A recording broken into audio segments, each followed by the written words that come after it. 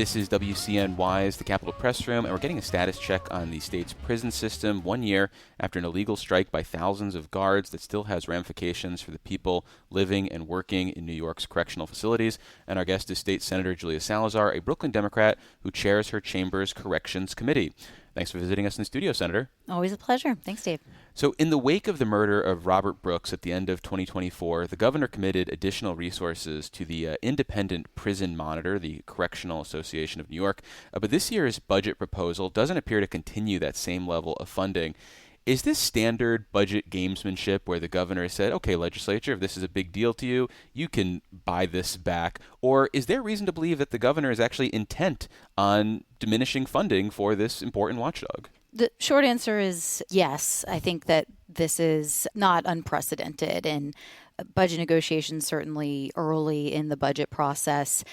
What is important to know is we absolutely need to fully fund and restore that funding to the Correctional Association in the final budget. And I'm very confident that we will see it's more than $3 million restored to the Correctional Association. They need this funding. They already have been making good use of the increased funding from last year to expand oversight in state correctional facilities, and we need them to continue that work. It has only been a year since Messiah Nantwi was murdered at Mid-State Correctional Facility, and not long since the murder of Robert Brooks as well. And of course, that is just the most egregious examples of what we're seeing in our state prison system. We need this oversight. The Correctional Association does indispensable work and needs to be fully funded.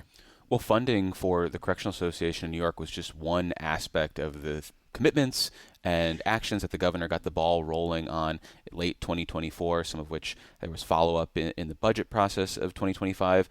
Where do things stand with that broad effort of reform that the governor spearheaded and then the legislature also, picked the ball up and ran with? We've made progress, but there is much more that we still need to do.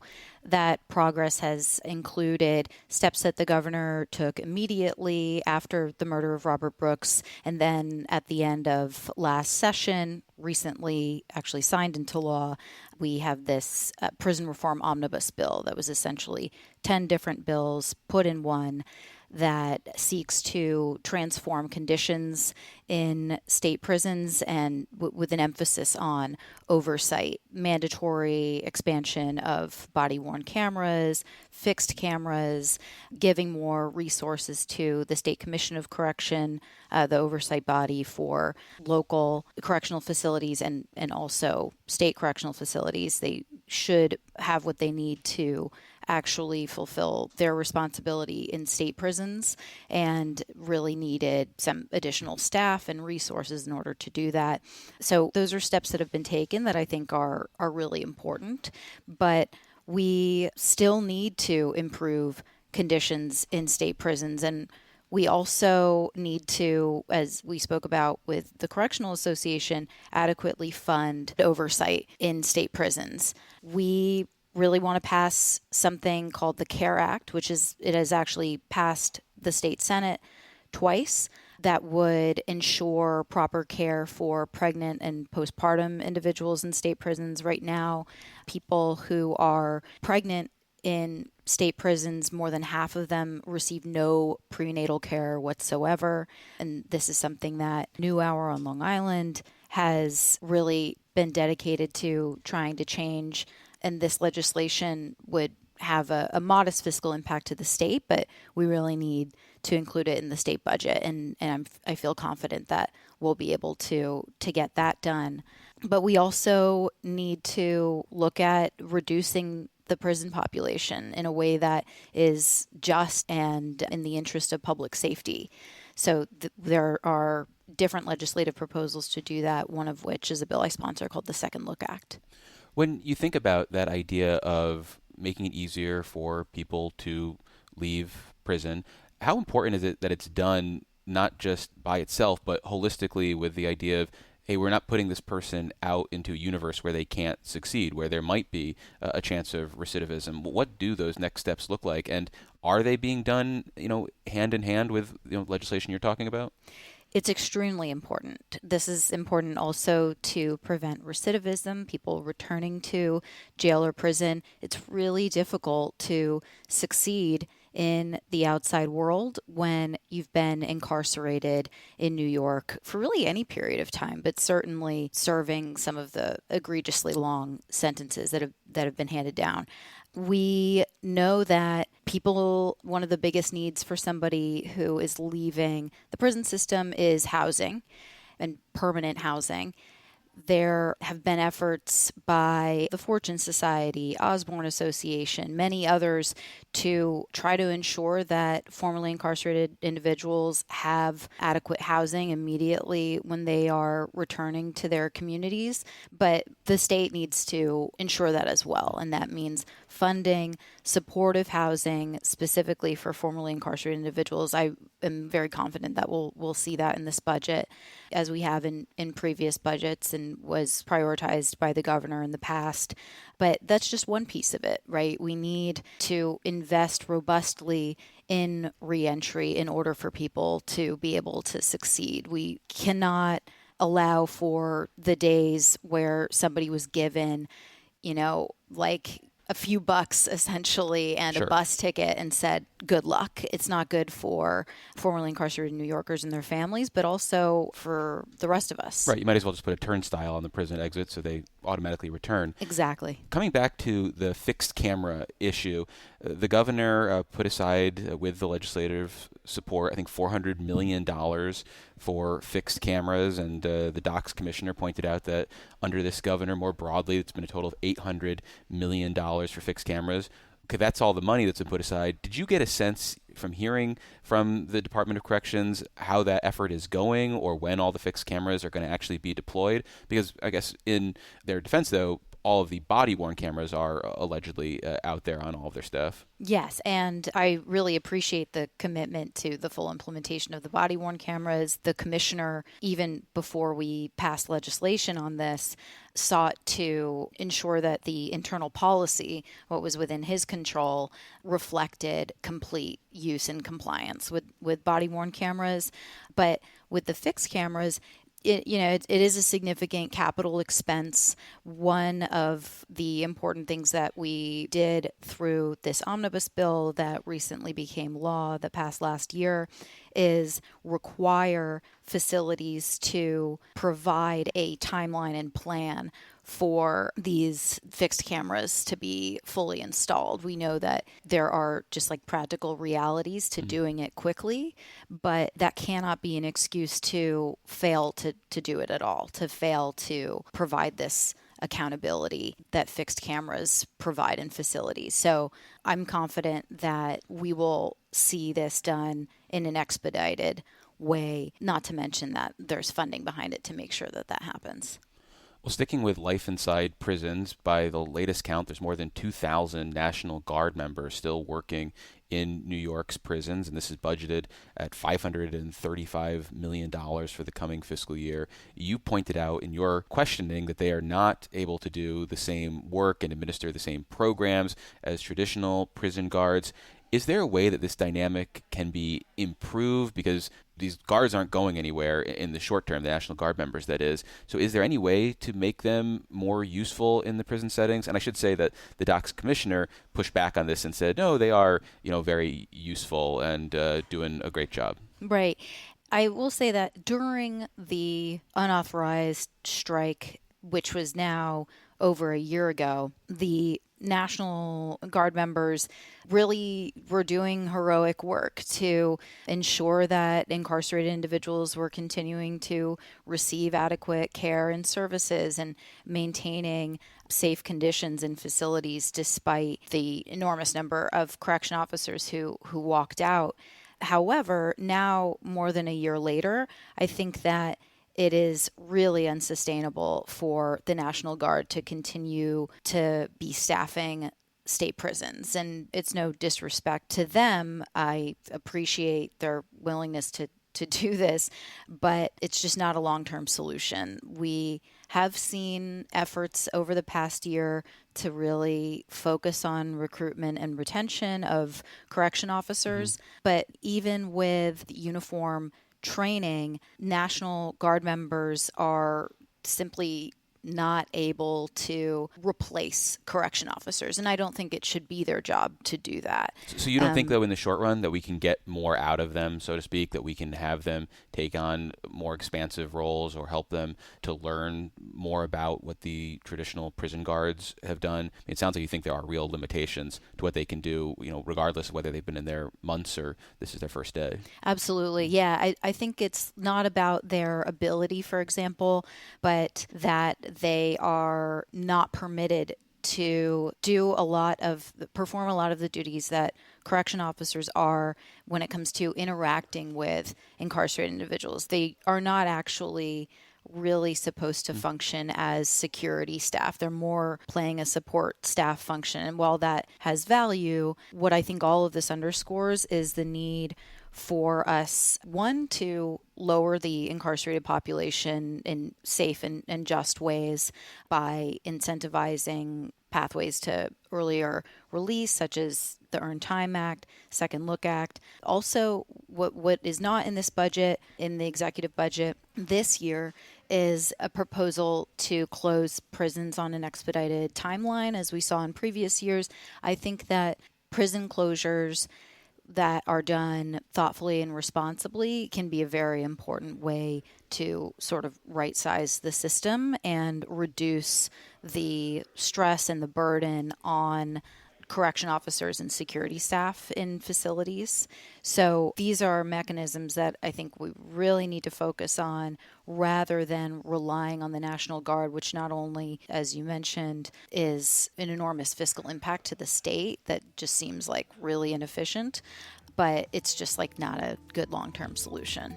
And after a quick break, we'll continue our conversation with State Senator Julia Salazar, a Brooklyn Democrat who chairs her chamber's Committee on Corrections. Support for the Capitol Press Room comes from O'Donnell & Associates, a public affairs firm providing strategic guidance to businesses and nonprofits on navigating policy and regulatory issues. More information is available at o'donnellsolutions.com.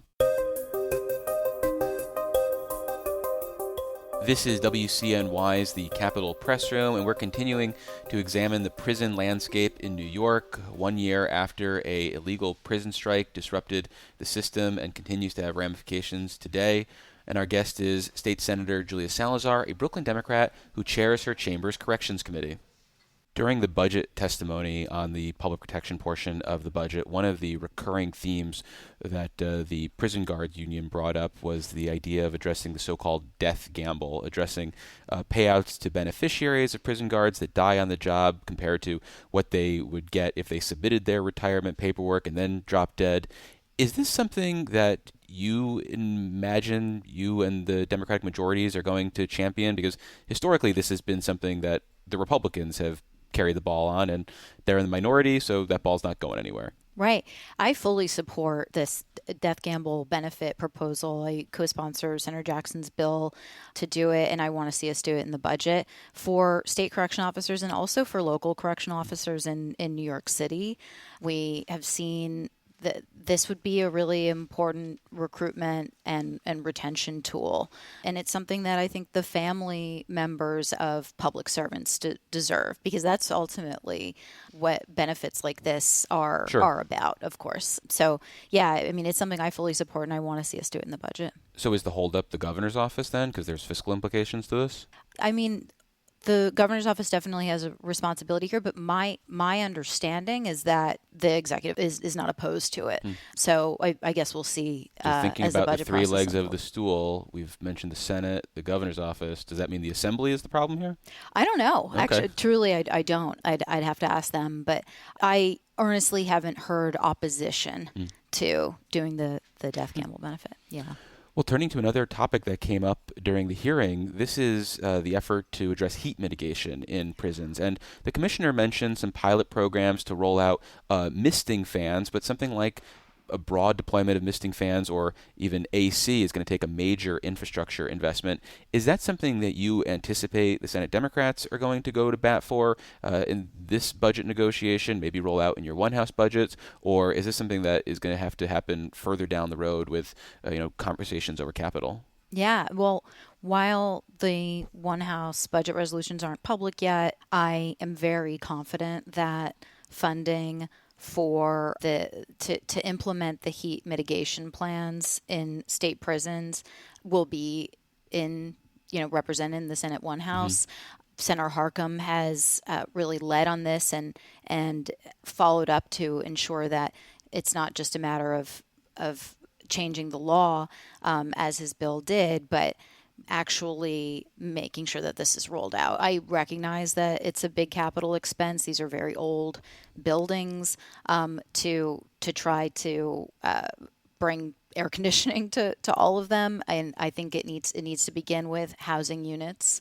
It's something that it's probably a little difficult for people to feel the urgency of it right now because it's freezing outside. But in the peak of summer, it is truly just inhumanely hot in our state prisons. And it's bad for people who are incarcerated there. It's also bad for staff. There's no excuse for it. Even when there's a big price tag, we just got to invest in it. And that price tag will only grow over time. So better to do it sooner rather than later. Well, given the tumult of a year ago and continued disruption, are you surprised that Governor Hochul's budget is basically devoid of major actions as it pertains to prisons? Or does that make sense given her political ideology and as she sees the world, there are no easy solutions to addressing, our prison woes, and thus, in election year, let's try to tuck it under the rug and avoid it. I mean, why is there not the same conversation there was last year? I think that because we didn't solve the problems. No, we have not solved the problems. That's correct. We've taken some important actions, and I recognize that, but we absolutely still have our work cut out for us. We need to really transform the system, and it takes longer than a year to do that, even with our best efforts. I think that in an election year, and perhaps in any year, in response to what New Yorkers are talking about, what the mayor of New York City is emphasizing, it's affordability. It is the problems that working people and families are feeling every day, lack of affordable childcare, right? It makes sense to me that the governor would focus on these issues. And frankly, I'm also focused on these issues. I just happen to be, of course, the chair of the Corrections Committee. Well, you can walk and chew gum at the same time. I totally agree, and I intend to. And I think that it takes each of us in our respective areas of expertise reminding the governor, we have a responsibility to keep the things that we care about, such as human rights in state prisons and reentry and public safety. We have a responsibility to keep the attention on these things and make sure that they're a priority in the budget. And so I'm certainly doing that. And I think that it's natural that the governor would be focused on these issues that are affecting people outside of state prisons. What about prison leadership? There was a Times Union editorial that says the docks commissioner needs to go. Do you feel that way, or do you think he deserves more time in office? Oh, I don't think that Commissioner Marticello should step down. And I think that it is an incredibly difficult, unique job to be the commissioner of a prison system with like 31,000 incarcerated individuals, not to mention everybody who's on community supervision, parole. And what I have seen from Commissioner Marticello over the past few years that he's actually been in this role and that I've been chair of the committee is communication. Like it's like night and day compared to his predecessor. I can reach him any day of the year, any time of day, and he is responsive and acts quickly. He has demonstrated support and leadership on issues like sentencing reform, supporting incarcerated individuals at the state of the judiciary last year, for example, where he ensured that people who are serving indeterminate life sentences in maximum security prisons in New York State were able to participate, were able to go to the Court of Appeals and make the case for why they deserve an opportunity to have their sentences reconsidered so that they can use the accomplishments that they have achieved while inside, while incarcerated, to benefit our communities outside.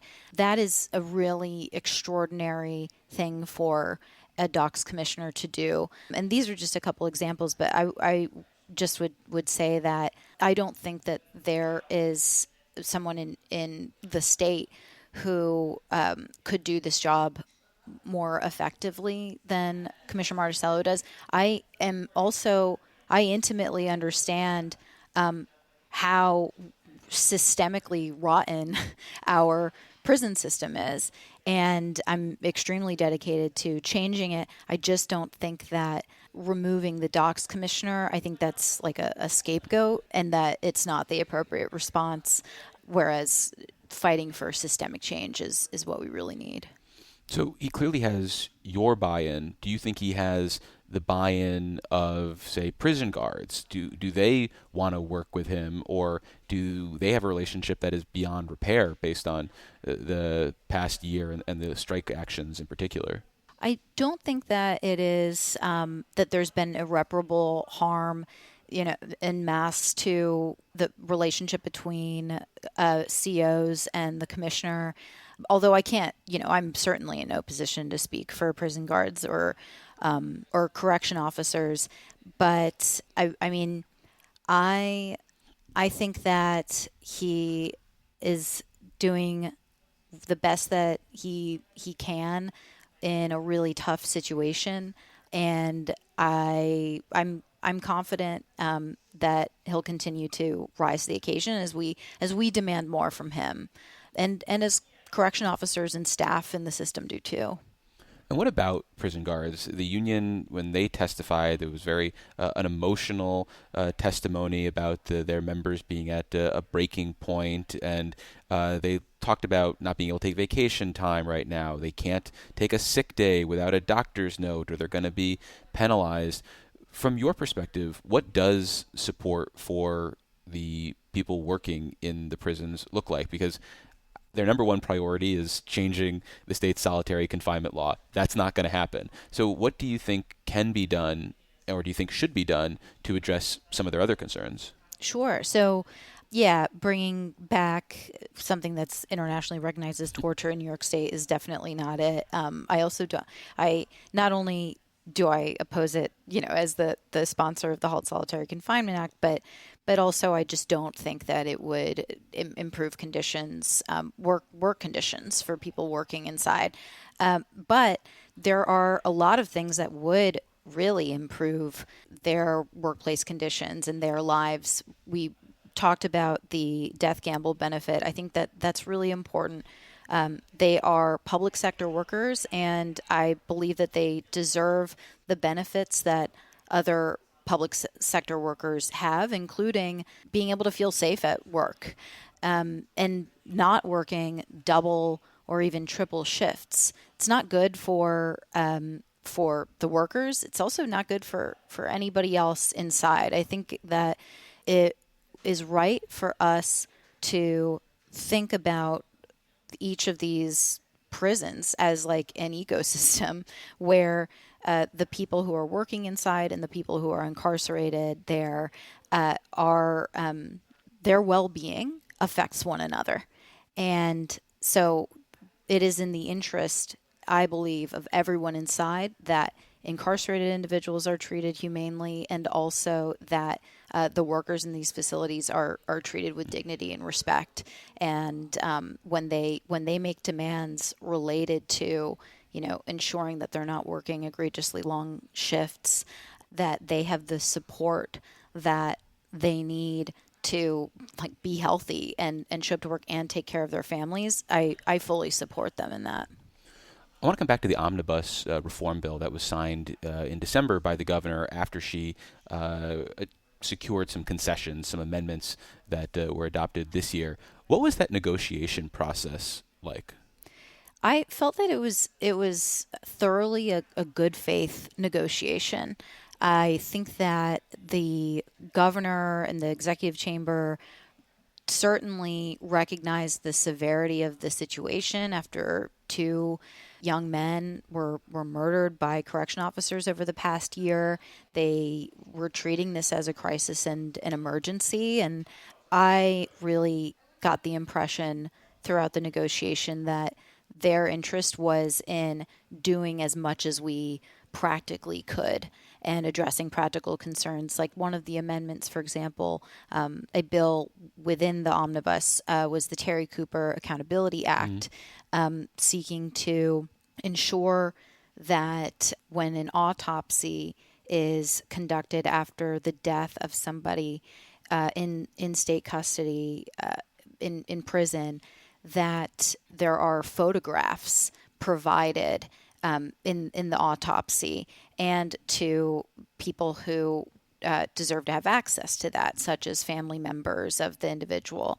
It was named after Terry Cooper, who was brutally beaten to death by correction officers years ago in docks. And at the time of his death, it was ruled that he had died of natural causes. But if photographs from the medical report, the autopsy report, had been disclosed, it would have been abundantly clear that this man had been beaten to death. Ultimately, we the public learned of that when Terry Cooper's family sued the state of New York. It came out in discovery in the civil case, and in fact, because of how egregious and unjust this was, they were awarded what I believe is the largest civil settlement in the history of the Northern District of New York. So at any rate, not to get off topic here, but that is why we named it the Terry Cooper Accountability Act. We don't want that to ever happen again. And apart from the cost to New Yorkers of paying out these civil lawsuits, that meant that there was not criminal accountability or other accountability for those officers who committed that violence against Terry Cooper. So in this bill that was in the package, required not only photographs but also microscopic slides to be disclosed, right, from the autopsy report. And there was a practical concern that there is like a shortage of coroners in New York State, and not every county has the resources of the downstate counties. And some of them, their coroner is not using microscopic slides to, produce this report or to conduct an autopsy. So that's just an example of, in my experience, the executive saying, look, we completely agree with the intent of this. We need to make sure that it can practically be complied with. And so that to me represents a good faith negotiation. And yeah, so I think that we were able to achieve a really good result that will bring meaningful change.